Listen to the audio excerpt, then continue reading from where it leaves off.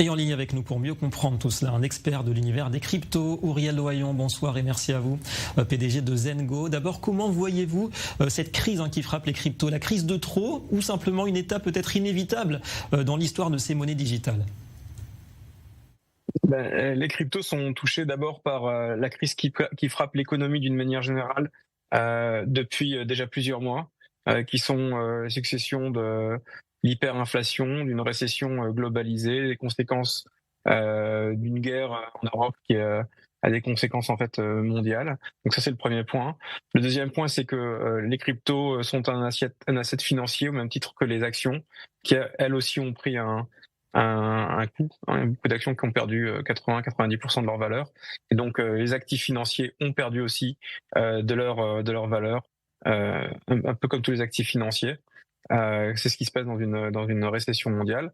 Et puis le troisième point qui a commencé en fait, qui s'est accéléré il y a à peu près une semaine, un petit peu moins, c'est que un des acteurs majeurs de cette industrie, qui s'appelle FTX, a capitulé suite à un scandale qui a été découvert sur cette société, et manière abusive dont elle utilisait les fonds de leurs utilisateurs de manière en fait illégale et frauduleuse, qui a entraîné une crise de confiance majeure sur les acteurs centralisés du monde de la crypto, non pas sur toute l'industrie, mais sur ce qu'on appelle les exchanges, les bourses centralisées.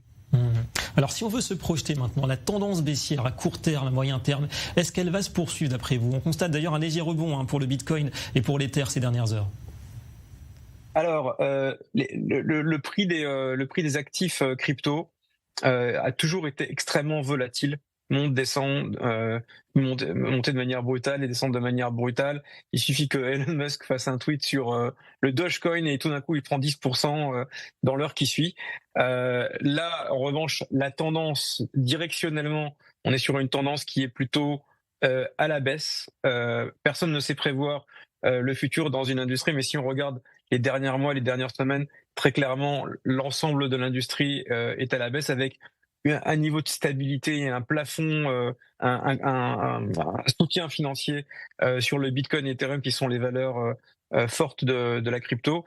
Personne ne sait de quoi l'avenir sera fait, surtout suite à ce scandale FTX et les effets en cascade qui vont avoir lieu, puisqu'il y a beaucoup de business centralisés qui étaient liés au business de FTX, beaucoup de startups qui ont été financées par FTX, donc il va forcément y avoir des conséquences négatives qui vont avoir lieu dans les prochaines semaines. Et donc, il ne faut pas s'attendre à beaucoup de bonnes nouvelles dans le court terme. Donc une période de forte turbulence. Auriel Lohaillon, on sait que la Chine et les banques centrales en Occident aussi ne voient pas d'un bon œil l'essor de ces crypto-monnaies puisque c'est un écosystème qui leur échappe. Est-ce qu'elles pourraient profiter de cette mauvaise passe pour promouvoir tout simplement leur propre monnaie numérique? On sait que c'est au programme. Alors, la Chine s'est déjà exclue de l'économie crypto déjà depuis déjà quelques années, donc c'est plus un facteur notoire pour l'avenir de cette industrie. Ils ont décidé de rejeter toute l'industrie du mining déjà, de faire fermer toutes les sociétés locales qui faisaient du Bitcoin et du trading. Donc, la Chine a rayé de facto tout ce qui était crypto pour promouvoir sa monnaie crypto locale, qui je ne sais pas si vraiment elle a pris ou si elle a décollé. En tout cas, leur agenda, c'est un agenda de contrôle qui est l'antithèse de ce qui se fait dans la crypto. Quant aux monnaies des États, ce qu'on appelle les CDBDC, sont des projets qui sont encore à l'état de papier, qui sont des projets à venir sans perspective réaliste pour le moment.